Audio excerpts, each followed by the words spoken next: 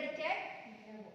Nah, untuk pembacaan jadwalnya ada yang masih bingung? Sekarang kita baca dulu jadwalnya. Jadwal praktikumnya dicek dulu. Ini ya, yang udah Ibu share. Nah, untuk D3 itu terdiri dari 4 kelompok. Benar? Atau 5 ya? 5 kelompok, sedangkan D4 itu adalah 3 kelompok. Kelompok 1, 2, 3 adalah D4, 5, 6, 7, 4, 5, 6, 7, 8 ya. Itu kelompok D3. Nah, coba perhatikan untuk hari Rabu besok, siapa yang perhatikan duluan? Kelompok berapa? Kelompok 1. Kelompok 1. Oke. Kelompok 1 berarti itu mahasiswa D4 ya? Ya. Nah, untuk pembagian nama kelompoknya itu nanti di-share kemudian ya. Sekarang lagi dibagi dulu sama divisi lab. Nah, di sini yang Ibu tekankan itu berdasarkan jadwal. Jadi kita praktikumnya kontinu. Di sini kelompok 1 biokimia itu terjadwal jam setengah 9 sampai setengah 12. Siangnya adalah kelompok 8. Jadi dengan kata lain, semua materi praktikum untuk biokimia itu harus beres oleh kelompok 1 pada hari tersebut. Jadi kalau misalkan ada yang belum beres itu tidak bisa diganti dengan hari yang lain karena labnya dipakai lagi oleh kelompok yang lain. Nah, itu yang harus Ibu tekankan. Jadi kita harus masuk sesuai jadwal yang sudah ditentukan gitu. Nah, yang dipastikan itu setiap praktikum harus memakai jas lab, pakai masker dan pakai face shield. Nah, nanti kalian info ke teman-teman ya. Terus kemudian model biokimia udah Ibu share kan? Nah, model biokimia udah Ibu share, kalian udah bikin jurnal? Udah. Nah, nanti untuk laporannya bikin dalam bentuk soft file aja. Jadi sesuai ini, tapi tetap kalian bikin jurnal sebagai nilai kuis ya. Nah, untuk biokimia itu kan 3 jam ya. Ada 3 jam. Selama 2 jamnya itu adalah kerja. Jadi 2 jam pengerjaan atau praktikum, 1 jam untuk pembuatan laporan. Laporannya itu semua praktikum yang dilakukan pada hari tersebut. Jadi langsung kita kirim. Takutnya nanti kan kalau di jadwal itu hari Selasa evaluasi ya. Jadi hari Selasa untuk biokimia nggak ada jadwal. Jadi cuma untuk ujian praktikum aja. Karena ini waktunya mepet, jadi ujian praktikumnya itu kita ganti dengan pembuatan video praktikum, tapi dengan beban 1 per kloter. Jadi kloter 1 D3 bikin video praktikum. Untuk D4 karena bobot SKS-nya lebih besar, jadi D4 bikin video praktikum dan bikin poster mata kuliah. Gitu aja. Berarti D3 itu kan ada kelas A dan B. Jadi ya udah kalian bebas aja. Pokoknya yang penting pada kloter 1 Ibu minta video praktikum selama pengerjaan praktikum kita ini. Kan ada uji karbohidrat, protein, lipid, masing-masing itu dibikin videonya. Bebas nge-shootnya kayak gimana. Yang D4 juga sama tapi ditambah poster mata kuliah. Jadi kalian paham berarti untuk ujian praktikumnya adalah pembuatan video praktikum. Berarti dari D3 1, D4 juga 1. Itu bisa dipahami? Sepakat enggak kalau ujian praktikumnya itu? Sepakat? Nah, terus untuk praktikumnya karbohidrat itu Benedict, Barfoot, ini sesuai yang reagen yang ada aja ya. Benedict, Barfoot, Fehling, hidrolisis polisakarida, dan molis. Nah, kalau protein itu biuret, milon, nirhidrin, uji kelarutan protein, presipitasis, sama pengaruh pH terhadap koagulasi. Nah, kalau lipid itu semuanya acrolein, Lieberman, sama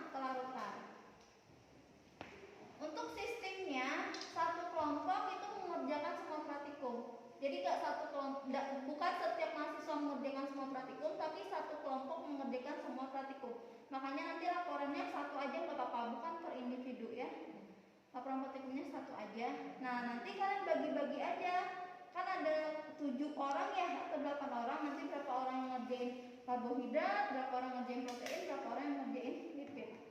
Yang penting itu semuanya ada, dan laporannya harus ada foto juga ya. Karena kita uji kualitatif, jadi harus ada perubahan warna.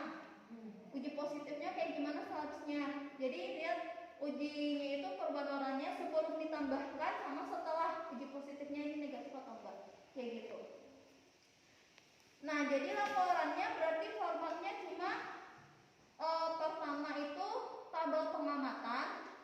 Jadi tabel pengamatan itu berarti kolom pertama itu uji apa, terus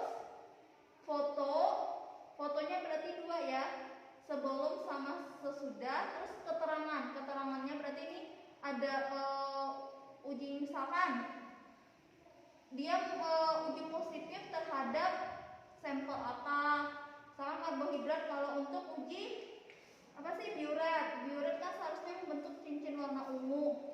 Nah, keterangannya berarti ini positif mengandung protein ditandai dengan terbentuknya larutan berwarna ungu. Nah, kayak gitu aja. Itu tabel pengamatannya. Terus baru ke pembahasan. Pembahasannya itu kalian bahas berdasarkan data dihubungkan dengan teori. Jadi dia berwarna ungu itu karena ada reaksi apa. Terus dari sampel yang kalian lakukan, ada berapa sampel yang memberikan uji positif. Terus kalau dia negatif, kira-kira ada kesalahan atau tidak gitu. Jadi dibahas itu aja. Oke. Terus kesimpulannya, berarti dari berapa sampel karbohidrat memang uji positif terhadap uji positif terhadap omilon apa aja, uji positif terhadap ini apa aja. Udah gitu aja berarti. Tapi secara kelompok ya bikinnya. Jadi bawa 1 laptop aja atau 2 laptop juga nggak apa-apa. Jadi setelah praktikum kita langsung ngerjain, langsung kirim. Oke? Nah, itu untuk teknisnya. Ada yang mau ditanyakan dulu? Nanti Ibu bahas tentang prinsip coba. Harus pastikan setiap kelompok, setiap praktikum bawa kuning telur. Telur 1 aja. Telur sebagai sampel. Telur 1. Udah. Terus susu bubuk 1 yang saset aja nggak apa-apa. Sama minyak kelapa. Minyak kelapa 1/4 aja kayaknya cukup untuk 1 kloter deh. Kalian pakai kompas, ada kompas nggak? Nah, 1 aja, itu aja cukup. Itu ya dibawa. Sudah. Untuk prinsipnya, untuk biuret itu adalah uji umum ya. Ke karbohidrat dulu deh. Karbohidrat itu molis itu adalah uji umum untuk semua karbohidrat. Jadi seharusnya semua sampel karbohidrat itu memberikan uji positif terhadap uji molis ini. Kalau misalkan molis, kalau Fehling itu sebenarnya hampir sama. Itu kalau molis kan umum. Kalau misalkan Fehling itu untuk karbohidrat yang mengandung gugus aldehid. Nah, itu akan memberikan warna merah bata. Berarti itu hanya untuk karbohidrat yang mengandung gugus aldehid. Tapi kayaknya semua karbo ada ya gugus aldehid ya. Yang punya koton itu cuma nanti ini. Tapi kayaknya itu hampir semua gugus karbohidrat itu mengandung gugus aldehid. Nah, untuk teknik molis untuk protein nanti selebihnya nanti akan dipaparkan oleh Bu Suci. Untuk biuret itu juga uji umum. Uji umum yaitu dia mengidentifikasi ikatan peptida. Masih ingat teori tentang protein? Jangan sampai di lockdown juga nanti ya kepalanya. Kan protein itu suatu protein itu adalah polimer. Polimer itu adalah gabungan dari monomer. Nah, antara monomer 1 dan monomer yang lain itu digabungkan oleh ikatan peptida. Nah, artinya setiap protein pasti mempunyai ikatan peptida. Nah, uji biuret ini adalah uji untuk mengidentifikasi ikatan peptida. Nah, berarti semua protein seharusnya memberikan uji positif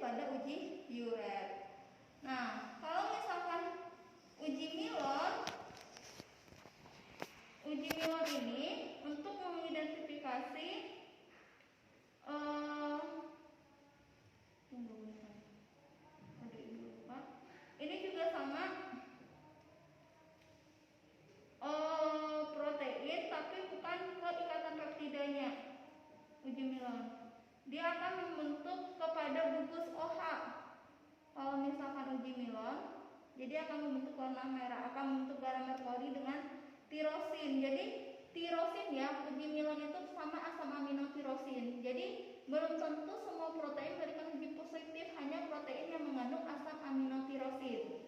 Oke, itu untuk uji Milon. Nah, kalau uji kelarutan atau presipitasi, kita tahu protein itu dia sensitif terhadap suhu dan pH.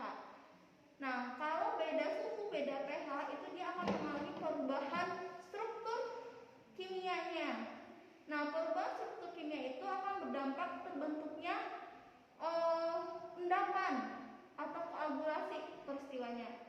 Endapan. Jadi bisa aja dengan peningkatan suhu atau penurunan suhu itu akan berefek pada terbentuknya endapan protein. Nah, itu nanti yang akan kita identifikasi. Nah, itu untuk perubahan suhu. Kalau perubahan pH itu bisa kita identifikasi dengan melarutkan protein di berbagai larutan. Misalkan kalau pH ada HCl, nanti kan HCl sifatnya asam atau basa? Asam. Nah, kalau NaOH basa. Nah, itu bisa kita identifikasi kalau nanti putih telur, kan ada telur ya. Putih telur itu kan ada mengandung banyak protein ya. Proteinnya albumin. Nah, albumin itu yang nanti kita lakukan pada HCl gimana, pada NaOH gimana. Nah, itu yang nanti kita identifikasi. Kalau misalkan dia mengendap, berarti dia misalkan nih albumin dia mengendap pada asam. Nah, berarti dia tidak cocok pada suasana asam karena dia mengendap. Kalau misalkan dia cocok, artinya proteinnya akan larut. Nah, gitu. Makanya dalam reaksi kimia, terutama reaksi enzim, pasti kita bilang dia harus bereaksi pada suasana asam atau suasana basa. Nah, karena itu, karena dilihat dari aktivitas si proteinnya. Kalau beda, dia akan mengendap. Kalau mengendap, artinya tidak mempunyai fungsi. Dia tidak punya fungsi. Mungkin gini, ya maaf ya, mungkin karena situasi corona, jadi kita banyak lebih ke pembelajarannya dari ya mungkin ya harus belajar lagi selama praktikum. Jadi maksudnya gini, kayak kalian bikin telur goreng, itu masih ada proteinnya enggak? Kenapa enggak ada? Kenapa itu? Hah? Ya, karena kena panas. Jadi seharusnya kita masih seharusnya kita makan telur goreng atau enggak? Kan kalau orang bilang kan telur banyak mengandung protein. Nah, yang kayak gimana seharusnya pengolahannya? Gimana? Ada yang bisa jawab? Nah, jadi protein itu benar ya. Nah, sini Ibu jelaskan. Dengan perubahan pH atau suhu, strukturnya berubah, tapi komposisinya enggak. Fungsinya berubah, tapi komposisinya enggak. Artinya yang awalnya dia berfungsi untuk menghidrolisis zat A, tapi setelah suhu berubah dia enggak jadi berubah, mempunyai fungsi itu. Misalkan telur, jangan apa ya contohnya? Ya misalkan telur yang tadinya fungsinya buat bergerak, tapi karena ada yang rusak jadi nggak bisa berfungsi, tapi komponennya masih ada kan, gitu. Jadi artinya pada saat kita masak telur, kalau yang terlalu matang itu masih bisa ada ininya, cuma proses metabolismenya tidak dari protein awal. Jadi nanti langsung yang sudah terdegradasi proteinnya dari asam amino. Ya mungkin itu akan mengefek tumpukan asam amino bebas di dalam tubuh kita, gitu. Jadi korelasinya ke sana. Nanti bisa aja kebanyakan senyawa NPN. Nanti kalian belajar di kimia klinik. Jadi bisa aja mungkin nanti ureanya atau kreatininnya banyak karena banyak asam amino bebas, kayak gitu. Jadi mungkin banyak orang yang bilang kalau lebih bagus telur setengah matang. Jadi mungkin karena itu, karena fungsi proteinnya masih ada ya, gitu. Nah, itu untuk